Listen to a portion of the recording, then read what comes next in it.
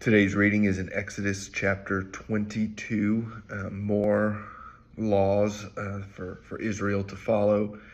These begin with some laws about property and what to do with animals who are injured when they're borrowed and that sort of thing. And they're pretty straightforward.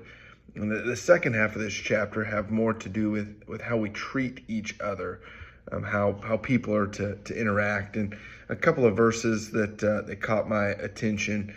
They're back to back, but they're seemingly unrelated. Verse 20 says, "Whoever sacrifices to any god other than the Lord alone shall be devoted to destruction." This is the third destruction penalty in a row. Sorceresses, those who lie with an animal, and those who sacrifice to a god who's not Yahweh are to be put to death. And there's a strict penalty for that, I believe, because these are some of the very things that the people of Canaan were about to be judged by God for when the people are going to enter the land 40 years later. The second verse, right after that, verse 21, kind of starts a new section. "You shall not wrong a sojourner or oppress him, for you are sojourners in the land of Egypt."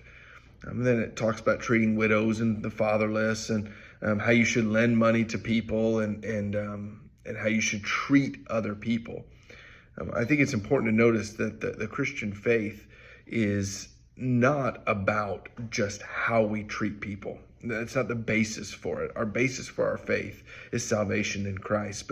But when you know God and you care about the one true God, you care about those who are made in his image. And the people of Israel had been mistreated in Egypt. And now they should learn from that. Instead of saying, "I've been mistreated and so I deserve," instead it was, "I've been mistreated, so I want to make sure I never mistreat anyone else." And so God lays out some laws to make sure that we respect people made in his image.